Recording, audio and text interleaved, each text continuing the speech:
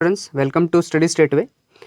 जर अजूनही चॅनलला सबस्क्राईब केलं नसेल तर चॅनलला सबस्क्राईब करून घ्या, कारण आपली 2022-23ची बॅच स्टार्ट झालेली आहे आपल्या यूट्यूब चॅनलवरती स्टडी स्टेट वे. तुम्ही नुसतं बिलाडे सर जरी सर्च केलं ना तरी पण तुम्हाला यूट्यूबवर बिलाडे सर आपलं स्टडी स्टेट वेचा लोगो भेटून जाईल आणि तुम्ही तिथून आपले जे इतर लेक्चर्स आहेत ते पण बघू शकतात. कारण आज आपल्याला डिस्कशन करायचं आहे रोटेशनल डायनॅमिक्स, म्हणजे आपण फिजिक्सचं हे सेकंड लेक्चर घेतो आहे. पहिल्या लेक्चरमध्ये आपण काही बेसिक गोष्टी शिकलो आणि त्याच्यानंतरचा आज सगळ्यात महत्त्वाचा टर्म आहे ना आपला, तो कायनॅमॅटिक्स ऑफ सर्क्युलर मोशन आहे. कारण कायनॅमॅटिक्स ऑफ सर्क्युलर मोशन स्टुडंटला समजतच नाही आणि समजलं जरी असेल ना तर ते विसरून गेलेले राहतात. आणि हीच एक महत्त्वाची गोष्ट आहे की कायनॅमॅटिक्स जर समजलं तर पूर्ण रोटेशनल डायनॅमिक्स समजायला अजिबात टाईम लागत नाही आणि अजिबात त्रास होत नाही. ठीक आहे. सो मेनली मी तुम्हाला सांगू इच्छितो की बघा, आपण पहिलं जे लेक्चर घेतलं होतं ना, पहिल्या लेक्चरमध्ये मी तुमच्याशी ना काही गोष्टी डिस्कस केल्या होत्या. म्हणजे सपोज की मी एक ऑब्जेक्ट घेतला होता आणि ह्या ऑब्जेक्टमध्ये होते आपले पार्टिकल्स. काय होते? पार्टिकल्स. ठीक आहे. मग मी काय करणार आहे की मी पार्टिकल्सच म्हणतो आहे ना, मी पार्टिकल बोलतो आहे ना, तर मग इथे सपोज की हा एक पार्टिकल आहे. ठीक आहे. आणि हाच पार्टिकल इथून सपोज की हा एक ॲक्सिस ऑफ रोटेशन आहे. फॉर एक्झाम्पल जसं मी एक डायग्राम काढली होती आपण ही अशी. ठीक आहे. हा तो एक रिजिड बॉडी होता. ठीक आहे. रिजिड बॉडी ज्याला आपण म्हणत होतो, एक रिजिड बॉडी होता किंवा एक ऑब्जेक्ट आहे. ठीक आहे. आणि ह्या ऑब्जेक्टवरती सपोज की हा पार्टिकल तुमचा इथे आहे. ठीक आहे. आणि मग एक ॲक्सिस ऑफ रोटेशन मी म्हणतो, this is will be passing through this, की हा ॲक्सिस ऑफ रोटेशन इथून पास होतोय तुमचा असा. ठीक आहे. आणि ह्याच ॲक्सिस ऑफ रोटेशनपासून अँटी क्लॉकवाईज सेन्समध्ये हा आपला पार्टिकल काय करतोय? सर्क्युलर मोशन करतोय. ठीक आहे. हे मी तुम्हाला सांगितलं. म्हणजे मी फक्त आता बोलणार आहे की एवढे सगळे पार्टिकल्स जे आहेत, ठीक आहे, हे सारेच्या सारे पार्टिकल्स सर्क्युलर मोशन करतात ऑब्जेक्टमध्ये आणि पूर्ण जी बॉडी आहे, पूर्ण जी रिजिड बॉडी आहे ती रोटेशनल मोशन करते. काय करते? Rotational motion. ठीक आहे. मग आपण फक्त आता एक पहिले तर हा पार्टिकल जो आहे ना, म्हणजे सगळे पार्टिकल्स, त्याच्यापैकी आपण फक्त एकच पार्टिकल कन्सिडर करून चालू आणि तो पार्टिकल काय करतोय? आपला सर्क्युलर मोशन करतोय. ठीक आहे. त्या पार्टिकलबद्दलच आपण ह्या टॉपिकमध्ये बोलणार आहोत मेनली. मग मी आता सर्क्युलर मोशन बोलतोय, सर्क्युलर मोशन. ठीक आहे. मी डिस्कस करतोय सर्क्युलर मोशन आणि जर मी सर्क्युलर मोशन डिस्कस करत असेल तर डेफिनेटली मी डिस्कस करेल फक्त पार्टिकलविषयी. ठीक आहे. काय? पार्टिकल जो सर्क्युलर मोशन करतोय. काय करतोय? Circular motion. काय? That is motion of particle along the circumference of the circle. हे सर्कम्फरन्स आहे सर्कलचं आणि हा पार्टिकल जो आपण म्हणतोय, हा पार्टिकल जो आपण कन्सिडर करतोय तो काय करतोय? सर्क्युलर मोशन करतोय. ठीक आहे. So now we are going to discuss about all this. ठीक आहे. So let's we start it. मग बघा, सगळ्यात पहिले काही गोष्टी लक्षात ठेवून घ्या की ज्या सर्क्युलर मोशनच्या काही कॅरेक्टरिस्टिक्स आहेत ज्या आपल्याला माहिती पाहिजे, समजायला पण पाहिजे. बघा, जर मी कॅरेक्टरिस्टिक्सचा विचार केला सर्क्युलर मोशनचा, सो दॅट वॉट, की ही ॲक्सेलरेटेड मोशन आहे. म्हणजे ॲक्सेलरेटेड एक्झॅक्टली कशी असायला पाहिजे? काय ॲक्सेलरेटेड आहे? म्हणजे सर्क्युलर मोशन ही ॲक्सेलरेटेड मोशन आहे. का बरं ॲक्सेलरेटेड आहे? मी का तिला ॲक्सेलरेटेड मोशन म्हणायला पाहिजे? आता हे समजा की हा मी तो सर्कल काढलेला आहे, बरोबर, आणि त्या सर्कलवरती हा तो माझा एक पार्टिकल आहे. ठीक आहे. हा तो पार्टिकल आहे. मग हा जर तो पार्टिकल असेल, सो डेफिनेटली हा पार्टिकल काय करतोय? सर्क्युलर मोशन करतोय. बरोबर. काय करतोय? सर्क्युलर मोशन करतोय. म्हणजे जर याची लिनियर वेलॉसिटीचा मी विचार केला ना तर ती ही लिनियर वेलॉसिटी अशी आहे त्याची. म्हणजे हा झाला त्याचा लिनियर वेलॉसिटी व्ही. बरोबर. जर पार्टिकल इथे होता तर त्याची लिनियर वेलॉसिटी ती होती. ठीक आहे. पण सपोज की पार्टिकल इथे आला. ठीक आहे. लेट मी गो विथ दिस, की जर पार्टिकल तिथे येतं त्याची लिनियर वेलॉसिटी कशी असेल? तर हा सपोज की पार्टिकल इथे होता, मग याची लिनियर वेलॉसिटी कुठे असेल बरं? ही त्याची लिनियर वेलॉसिटी झाली इकडे ह्या साईडला. बरोबर. ज्याला मी व्हीने दाखवतो. मी काय करतो? व्हीने दाखवतो. वेलॉसिटी म्हणजे काय? जर नॉर्मली वेलॉसिटीचा विचार केला, बरोबर, तर वेलॉसिटी ही व्हेक्टर क्वांटिटी आहे. कोणती क्वांटिटी आहे? व्हेक्टर क्वांटिटी, ज्याच्यामध्ये मॅग्निट्यूड आहे. ठीक आहे. मॅग्निट्यूड आहे आणि डायरेक्शन आहे. मॅग्निट्यूड काय आहे? आणि डायरेक्शन आहे. बघा, आता मी सपोज मॅग्निट्यूड म्हणतो 20 किलोमीटर. 20 किलोमीटर पर हवरची त्याची मॅग्निट्यूड आहे आणि डायरेक्शन काय आहे? बघा, ही इथे डायरेक्शन आहे, ही इथे डायरेक्शन आहे, बरोबर. आणि पार्टिकल सपोज की इथे आला, ठीक आहे, तर त्याची डायरेक्शन ही झाली, बरोबर. काय झाली, याची डिरेक्शन ही झाली. आणि पार्टिकल जर इथे होता तर त्याची डिरेक्शन तुम्हाला समजेल की ही आहे, बरोबर. म्हणजे जर इथे होता तर ही डिरेक्शन आहे, इथे होता तर ही डिरेक्शन, इथे होता तर ही डिरेक्शन, इथे होता तर ही डिरेक्शन आहे. म्हणजे काय होतं आहे, कंटिन्युअसली पार्टिकल जसा जसा अँटी क्लॉकवाईज सेन्समध्ये फिरतो आहे ना, तसा तसा त्याची डिरेक्शन बदलते बघा, ठीक आहे. जसं जसं तो फिरायला लागलेला आहे ना पार्टिकल, तसं तसं त्याची काय होते, जी डिरेक्शन आहे वेलॉसिटीची ती बदलते, ठीक आहे. मॅग्निट्यूड मे बी कॉन्स्टंट असेल, कॉन्स्टंट राहिला तर UCM करून घेईल, uniform circular motion. Magnitude constant राहिला तर, पण डिरेक्शन सर्क्युलर मोशनमध्ये प्रत्येक पॉईंटची म्हणजे पार्टिकलची प्रत्येक पॉईंटवर जिथे जिथे येत जाईल ना तो तिथे तिथे त्याची डिरेक्शन बदलत जाईल. ह्यालाच म्हटलं आता ॲक्सेलरेटेड मोशन. म्हणजे सर्क्युलर मोशन ही ॲक्सेलरेटेड मोशन आहे. का बरं? As the direction of velocity changes at every instant. प्रत्येक पॉईंटला त्याची डिरेक्शन बदलते, म्हणून त्याला मी म्हणतो ॲक्सेलरेटेड मोशन आहे असं. तसंच मी याला पिरियडिक मोशन पण म्हणतो. का बरं म्हणतो पिरियडिक? बघा, कारण जर मी सर्क्युलर ट्रेजेक्टरीचा विचार केला, कसा सर्क्युलर, कारण ऑब्जेक्ट जो आहे तो म्हणजे पार्टिकल जो आहे तो, बरोबर. मी प्रत्येकदा काय बोलणार आहे आता, मी आता म्हणेल फक्त पार्टिकल. आपण बॉडी पूर्ण रोटेशनल डायनॅमिक्स म्हणजे याच्यात जो पुढचा पार्ट आहे ना त्या पार्टमध्ये आपण बोलू, त्याला त्या पार्टवर म्हणजेच त्या पोर्शनवरच आपल्याला याच्याबद्दल डिस्कशन करायला भेटेल. म्हणजे हा तो पार्टिकल आहे, ठीक आहे. तो काय करतो, इथून फिरून असा, ठीक आहे, म्हणजे लाईक दिस असा जाईल अँटी क्लॉकवाईज सेन्समध्ये जर फिरत असेल, ठीक आहे. आणि मग इथे परत येऊन गेला, ठीक आहे, जिथे झाला, जिथून गेला तिथे परतच आला. मग परत तिथून एक नवीन चक्कर करेल, म्हणजे इथे होता तिथे परत आला आहे. ठीक पार्टिकल रिपीट्स इट्स पाथ. म्हणजे त्याचा जो रस्ता आहे ना, पार्टिकलचा जो रस्ता आहे, पार्टिकलचा रस्ता कोणता आहे, हा सर्कम्फरन्स त्याचा रस्ता आहे, हा त्याचा पाथ आहे. म्हणजे तो जिथून स्टार्ट झाला तोच पाथ फॉलो करत करत करत करत करत कुठे आला, तिथेच आला. म्हणून याला म्हटलं जातं पिरियॉडिक मोशन. काय म्हटलं जातं? Periodic motion. म्हणजे सर्क्युलर मोशन कशी आहे आपली, ही पिरियॉडिक मोशन आहे, हे लक्षात ठेवा, ठीक आहे. आता आलो आपण महत्त्वाच्या गोष्टीकडे, म्हणजे कायनॅमॅटिक्स ऑफ सर्क्युलर मोशन. हे चांगल्या पद्धतीने लक्षात ठेवा मित्रांनो, कारण जेव्हा न्यूमेरिकल सॉल्व होतात ना, numerical, that student will be very confusing about and numericals in फिजिक्समधले न्यूमेरिकल्सला खूप जास्त कन्फ्यूज होतात. कारण न्यूमेरिकल जर सॉल्व करायचे असतील ना तर कायनॅमॅटिक्स खूप जास्त महत्त्वाचं राहतं रोटेशनल डायनॅमिक्समध्ये, ठीक आहे. कारण याचे जर न्यूमेरिकल्स तुम्हाला सॉल्व करायचे असतील तर तुम्हाला याची कायनॅमॅटिक्स काय करावं लागेल, लक्षात ठेवावी लागेल, ठीक आहे. तर मग सगळ्यात पहिले येतो सुरुवातीलाच दॅट अँग्युलर डिस्प्लेसमेंट एक्झॅक्टली काय. बघा, मी तुम्हाला काल ज्यावेळेस सांगत होतो ना, काल ज्यावेळेस आपण लेक्चरमध्ये बोलत होतो ना, त्या लेक्चरमध्ये मी तुम्हाला एक अँग्युलर डिस्प्लेसमेंट सांगितलं होतं, बरोबर. कसं बरं, सपोज आता हा बघा तुम्ही इथे एक डायग्राम तुम्हाला दिसते की हा सर्कम्फरन्स ऑफ द सर्कल म्हणजे पाथ आहे, आणि हा तो पार्टिकल आहे, बरोबर. हा तो पार्टिकल आहे एक. तो पार्टिकल आता ए पोझिशनवरती आहे, आणि ए पोझिशनवरचा पार्टिकल नंतर परत कुठे चालला गेला, बी पोझिशनवर चालला गेला, ठीक आहे. मग ह्या दोघांच्या मध्ये बघा तुम्हाला दिसेल हा एक अँगल बनतोय, ठीक आहे. जे अँगल नाव इथे लिहिलेलं आहे म्हणजे अँग्युलर, ठीक आहे. हा अँगल बनतोय, पण ह्या दोघांच्या मध्ये तो अँगल आहे, that is what angular displacement आहे. पण मला तुम्हाला असं नाही सांगायचं आहे, कारण असं कन्फ्युजन होईल. So better way I am trying to explain you this, की त्याच्या आधी अँग्युलर डिस्प्लेसमेंट समजण्याच्या आधी ना रेडियस वेक्टरला समजून घ्या. म्हणजे जर रेडियस वेक्टर समजली ना, so definitely you are getting an angular displacement तुम्हाला चांगल्या पद्धतीने आणि सोप्या पद्धतीने समजून जाईल, ठीक आहे. मग बघा की रेडियस वेक्टर काय असतो. म्हणजे जर मी वेक्टर ड्रॉ केला, नीट बघा, बरेचसे स्टुडंट म्हणतात की वेक्टर एक्झॅक्टली काय राहतो. बघा, हा जर पॉईंट आहे आणि ह्या पॉईंटपासून जर मी असा एक ॲरो पॉइंटिंग केला एका साईडकडे, तर हा झाला वेक्टर. आणि वेक्टर काय शो करतो, वेक्टरचं मेन कारण म्हणजे वेक्टर बेसिकली आपल्याला डायरेक्शन दाखवतो. काय दाखवतो? डायरेक्शन. मी डायरेक्शनच म्हणतो मित्रांनो, तुम्हाला जसं प्रोनाउन्शिएट करायचं आहे तुम्ही त्या पद्धतीने याला प्रोनाउन्शिएट करू शकतात, बरोबर.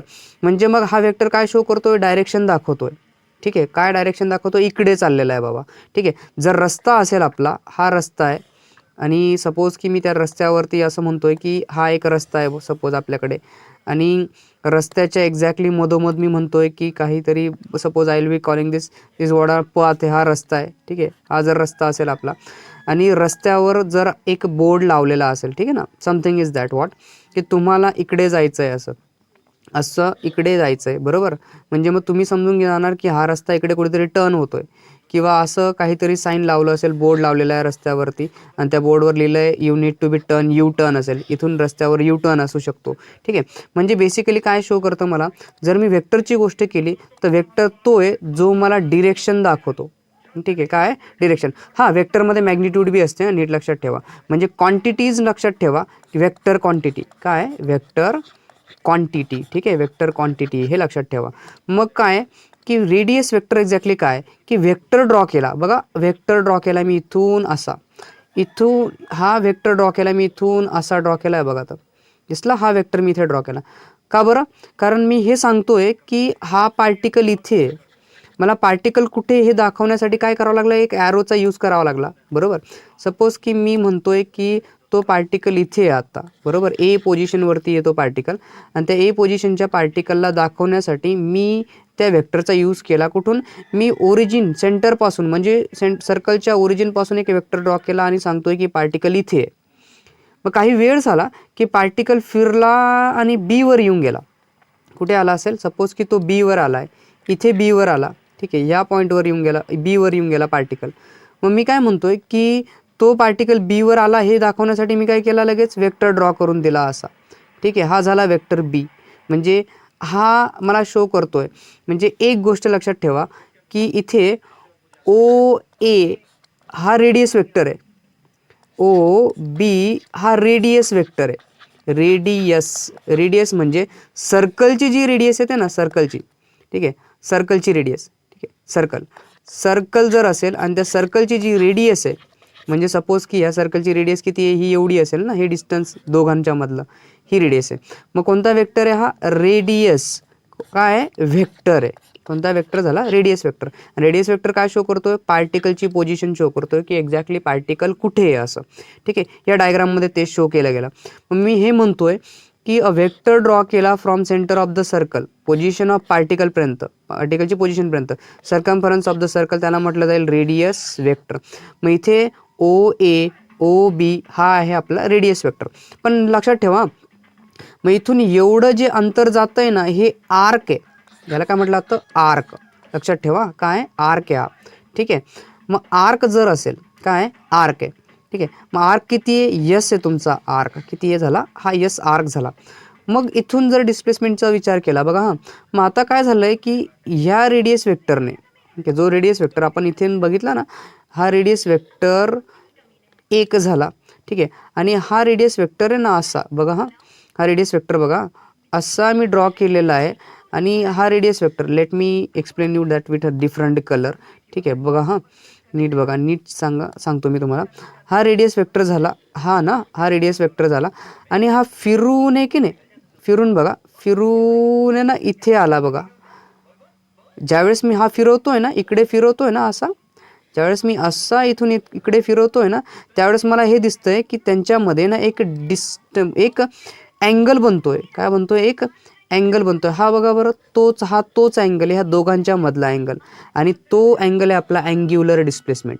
काय, अँग्युलर डिस्प्लेसमेंट. मग अँग्युलर डिस्प्लेसमेंटची डेफिनेशन कशी असायला पाहिजे बघा, it is called a position vector. म्हणजे रेडियस वेक्टरलाच पोझिशन वेक्टर पण आपण म्हणतो.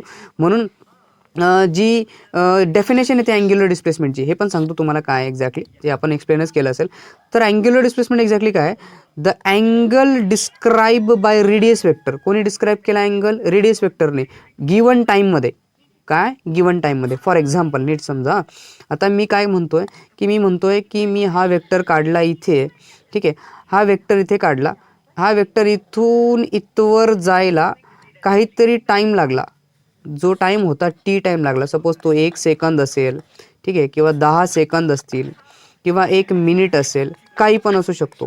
ठीक आहे, म्हणजे मग रेडियस वेक्टर ज्यावेळेस अँगल ट्रेस करतोय आणि त्यांच्यामध्ये हा जो अँगल बनतोय, अँगल डिस्प्लेस होतोय, त्याला म्हटलं आता angular displacement. For example, or the definition is that the angle describe by radius vector टाईममध्ये, दिलेल्या वेळेमध्ये, तेवढ्या वेळेमध्ये त्यांनी जो अँगल ट्रेस केला, त्याला म्हटलं होतं at the centre of the circle is nothing but यांना अँग्युलर डिस्प्लेसमेंट म्हटलं होतं. काय म्हटलं होतं, अँग्युलर डिस्प्लेसमेंट.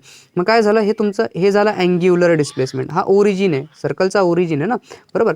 म्हणजे मी त्या बॉडीमधला ती बॉडी, त्याच्यामध्ये जे पार्टिकल्स आहेत त्याच्यापैकी एक पार्टिकल घेतो आणि त्या एक पार्टिकलबद्दल मी बोलतोय. ठीक आहे. मग बघा काही गोष्टी अजून आहेत. हे मी तुम्हाला रेडियस वेक्टरबद्दल सांगायला पाहिजे. The direction of radius vector change as position of particle बदलते. म्हणजे रेडियस वेक्टरची डिरेक्शन तर डेफिनेटली बदलणार आहे.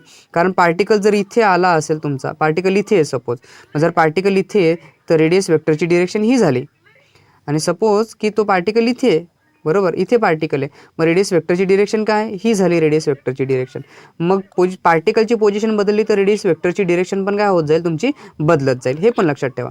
मग बघा अजून काही गोष्टी आहेत अँग्युलर डिस्प्लेसमेंटबद्दल तुम्हाला सांगायचं आहे मला, की if particle perform circular motion complete one revolution. म्हणजे पार्टिकल जो आहे तुमचा, हा जो पार्टिकल आहे ना, इथे जो पार्टिकल मी तुम्हाला सांगतोय की हा पार्टिकल इथे आहे आणि फिरून इथे ए वरती फिरला फिरला फिरला फिरला फिरून फिरून फिरून फिरून फिरून गोल गोल गोल गोल फिरलाय आणि फिरून परत तिथे झाला. आणि सगळे स्टुडंट हुशार आहेत की पूर्ण जर फिरत असेल तर 360 फिरतो, जास्तीत जास्त 360. कारण हे जे आहे तुमचं एवढं आपण ज्याला म्हणतोय, मी म्हणतोय ना तुम्हाला, म्हणजे चेक करा हे जे मी तुम्हाला सांगतोय, इथून जर मी एक लाईन अशी तुम्हाला दाखवतोय, ही लाईन चेक करा बरं, ही जी दिसते ना एक टोटल, म्हणजे एवढं जर मी म्हटलं तर हे असेल आपलं टोटल 180, बरोबर. हे झालं 180 आणि मग इथून जर मी पुढे आलो तर हे झालं 180. म्हणजे टोटल 180 आणि 180 कंप्लीट किती झालं, 360. मग पार्टिकल जिथून होता, म्हणजे जर पार्टिकल इथे असेल आणि इथून फिरून परत तिथे झाला तर तो एक रिव्हॉल्युशन काय करेल, मग वन रिव्हॉल्युशन ही असेल आपली 360 डिग्री. आणि 360 म्हणजे आपला असतो 2 पाय रॅडियन. 2 पाय रॅडियन, कारण फक्त पाय जो असतो तो असतो आपला 180. किती असतो, 180 डिग्री. म्हणजे हा झाला 1 पाय आणि हा इकडचा झाला 1 पाय. म्हणजे हाफ सर्कल काय शो करतोय, हाफ सर्कल शो करेल तुम्हाला 1 पाय आणि पुढचा हाफ सर्कल शो करेल 1 पाय. मीन्स टोटल झाले 2 पाय. 2 पाय रॅडियन. मग आपण याला काय म्हणतोय की ज्यावेळेस पार्टिकल एक कंप्लीट रिव्हॉल्युशन करेल तर तो किती फिरणार आहे, थिटा अँग्युलर डिस्प्लेसमेंट किती राहील, 2 पाय रॅडियन राहील. किती राहणार आहे, 2 पाय रॅडियन. अजून एक गोष्ट लक्षात ठेवा, जर थिटाला रॅडियनमध्ये घ्यायचं असेल तर थिटा जर रॅडियनमध्ये असेल तर length of the arc upon रेडियसचा फॉर्म्युला आपण यूज करू शकतो. For example or in a diagram बघा बरं, हा आहे आर्क, ठीक आहे. Theta is equals to arc upon radius. ही रेडियस आर आहे सपोज एवढी, ठीक आहे. काय आहे, रेडियस आर आहे. मग आर्क किती आहे, यस आहे, आणि रेडियस काय आहे, आर आहे. मग थिटा काय झाला, theta is equals to that is arc upon radius झाला रॅडियनमध्ये. कशामध्ये, रॅडियनमध्ये. पण जर मी डिस्प्लेसमेंट म्हणजे आर्क लेंथ, ही ह्या आर्कची लेंथ किती आहे, ह्या आर्कची लेंथ, तर ह्या आर्कची लेंथ काढायची असेल तर हा जो डिवाइडचा आर आहे तो थिटाला मल्टिप्लाय करून द्या. म्हणजे आर थिटा करा किंवा s is equals to theta into r बी करून दिला तरी पण तुम्हाला आर्कची, ह्या एवढ्या आर्कची जी लेंथ आहे तुम्हाला भेटून जाईल. ठीक आहे. हे आपण नॉर्मली लोअर स्टँडर्ड्समध्ये शिकलेलो आहेत. ठीक आहे. मग थिटा काय, एस आर्क अपॉन रेडियस म्हटला जातो. मग काही गोष्टी अजून लक्षात ठेवा कारण यासाठी तुम्हाला लागणारच अँग्युलर डिस्प्लेसमेंटसाठी. मग बघा अँग्युलर व्हेलॉसिटी काय असते, दुसरी टर्म कायनॅमॅटिक्समधले सगळ्यात दुसरी टर्म अशी येते तुमची की जर अँग्युलर व्हेलॉसिटी आहे, आता शब्द बघा, व्हेलॉसिटी तर तुम्ही ओळखतात म्हणून काही गोष्ट नाही आहे, कारण व्हेलॉसिटी काय असते, डिस्प्लेसमेंट अपॉन टाईम असते. डिस्प्लेसमेंट अपॉन काय राहते, टाईम राहते. डिस्प्लेसमेंट अपॉन टाईम आपली व्हेलॉसिटी आहे. मग बघा इथे अँग्युलर व्हेलॉसिटी आहे. जर अँग्युलर व्हेलॉसिटी असेल तर काय गोष्ट आहे, जर पार्टिकल सर्क्युलर मोशन परफॉर्म करत असेल so that as the time that rate of change of that limiting angular displacement. नीट घ्या, इथे दोन गोष्टी आहेत, एक इन्स्टंटेनियस अँग्युलर व्हेलॉसिटी आहे आणि दुसरी फायनल अँग्युलर व्हेलॉसिटी आहे. बघा दोघांमध्ये एकच फरक आहे, जर इन्स्टंटेनियस अँग्युलर व्हेलॉसिटी आहे तर ती व्हेक्टर क्वांटिटी आहे. कोणती आहे, व्हेक्टर.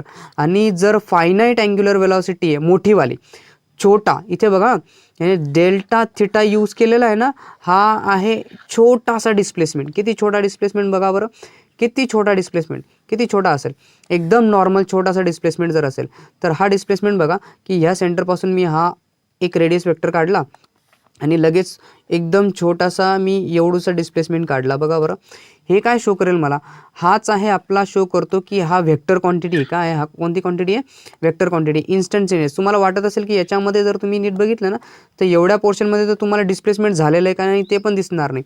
जर मी इकडे नवीन काढलं ना आणि जर मी ह्याच व्हेक्टरला जरी असं दाखवलं ना तुम्हाला आणि हा झालेला आहे तर तुम्हाला दिसेल की याच्यामध्ये अँग्युलर डिस्प्लेसमेंट आहे असं. ठीक आहे, काय याच्यामध्ये तुम्हाला अँग्युलर डिस्प्लेसमेंट दिसून जाईल. कसं, आता हे तुम्हाला इथे दिसतंय थिटा, पण तुम्ही जर नोटीस केलं तर ह्या पोर्शनमध्ये, ठीक आहे, या पोर्शनमध्ये तुम्हाला इथे डिस्प्लेसमेंट दिसणार बी नाही. तर हे डिस्प्लेसमेंट डेल्टा थिटा आहे, एकदम छोटंवालं काय डेल्टा थिटा आहे. पण जर ॲव्हरेज असेल तर तो थिटा आहे, ॲव्हरेज काय थिटा. मी ॲव्हरेज काढून घेतलेला आहे, एवढं समजून घ्या. मग इन्स्टंटेनियस अँग्युलर व्हेलॉसिटी ही वेक्टर क्वांटिटी आणि फायनाइट अँग्युलर व्हेलॉसिटी काय ही तुमची दॅट इज ऑन स्केलर क्वांटिटीमध्ये कन्सिडर करतो आपण. मग मी लिमिटिंग म्हटलं, लिमिटिंग म्हणजे मी लिमिट टाकतोय. लिमिट काय टाकतोय मी की डेल्टा टी टेन्स टू 0, म्हणजे टाईम हा 0च्या बरोबर आहे, 0 नाही आहे, 0च्या आसपास आहे.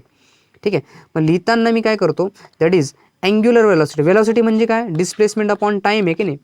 मग मी म्हणतो अँग्युलर ना, अँग्युलर व्हेलॉसिटी. अँग्युलर व्हेलॉसिटी म्हणजे मग काय, अँग्युलर डिस्प्लेसमेंट. ठीक आहे, अँग्युलर डिस्प्लेसमेंट अपॉन काय असेल, मग हा टाईम असेल. बरोबर.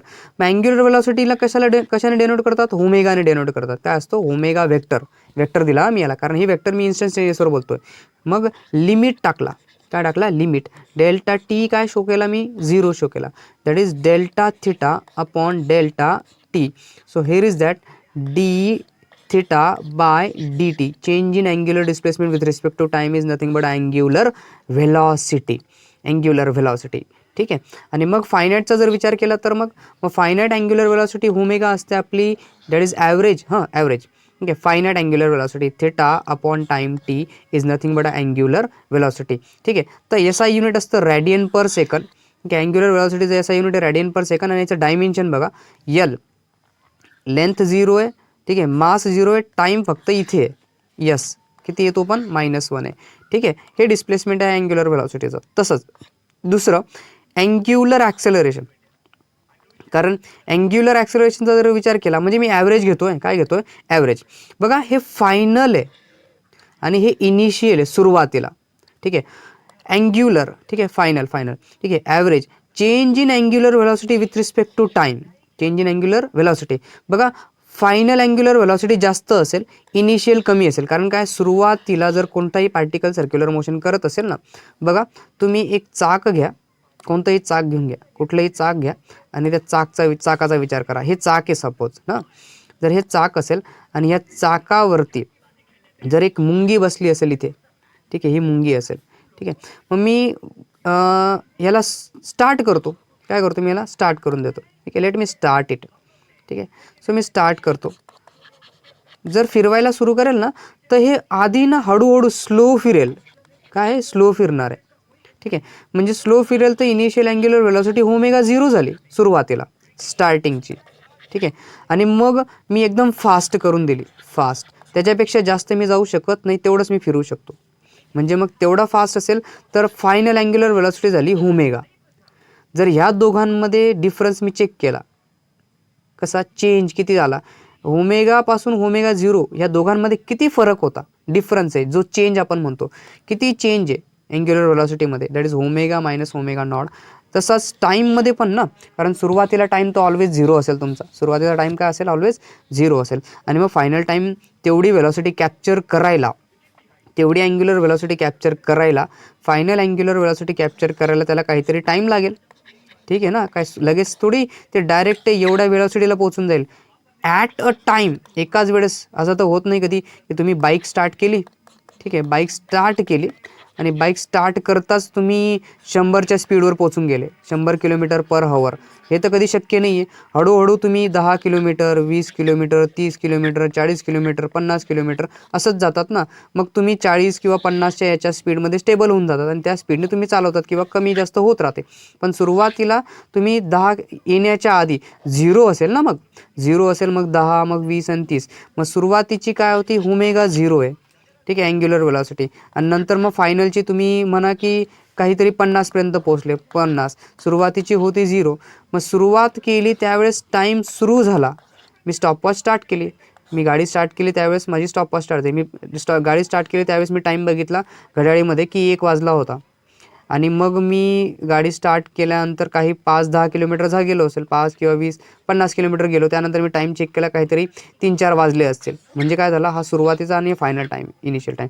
पण ईच अँड एव्हरी टाईम जर मी इनिशियल टाईम बघितला तर तो हा फायनल आहे. सॉरी, आय एम टी घेतला, तो टी नॉट जर असेल तो इनिशियल असेल. मग बघा, that is change in angular velocity, omega naught t minus t naught. आणि मग यालाच मी लिहिणार आहे alpha is equals to change in angular acceleration is equals to d omega by d t. ठीक आहे. पण इन्स्टंटेनियसची गोष्ट आली, म्हणजे लिमिटिंग स्मॉलवाला, छोटासा angular acceleration. So small will be a limiting delta t tends to 0 change in angular velocity with respect to time t. So that is d omega by d t. त्याची जी डिरेक्शन आहे ना, त्या डिरेक्शनला find out करण्यासाठी आपण काय करतो, right hand thumb रूलचा use करतो किंवा स्क्रू रूलचा यूज करतो. आणि मला माहिती आहे की तुम्हाला सगळ्यांना राईट हँड थंब रूल आणि स्क्रू रूल येतो, कारण तुम्ही 11वी शिकलेले चांगल्या पद्धतीने. ठीक आहे, मला काही एक्सप्लेन करायची गरज पडणार नाही की राईट हँड थंब रूल काय राहतो, स्क्रू रूल काय राहतो. ठीक आहे, याचे पण तुम्ही काही गोष्टी समजून घ्या. इन्स्टंटेनियससाठी आपण लिमिटिंग यूज करतो, म्हणजे स्मॉलवाला. जो बी स्मॉल आहे ना तो वेक्टरवाला आहे, वेक्टर क्वांटिटी. आणि जो ॲव्हरेजवाला आहे ना तो स्केलरमध्ये येऊन जाईल तुमचा. तर ॲक्सेलरेशनचं पण SI युनिट आहे रेडियन पर सेकंड स्क्वेअर, आणि डायमेन्शन आहे L⁻⁴, M⁻⁴, T⁻². बरोबर. तर मग लक्षात ठेवा, ह्या सगळ्या गोष्टी आहेत. तर एक relation between linear velocity and angular velocity मी हे तुम्हाला नेक्स्ट लेक्चरमध्ये नक्की शिकवून देईल. बट जर तुम्ही आपले जे लेक्चर्स बघतायत जर शेअर करत राहिले तर डेफिनेटली मी तुम्हाला अजून चांगले लेक्चर्स देण्याचा प्रयत्न करेन.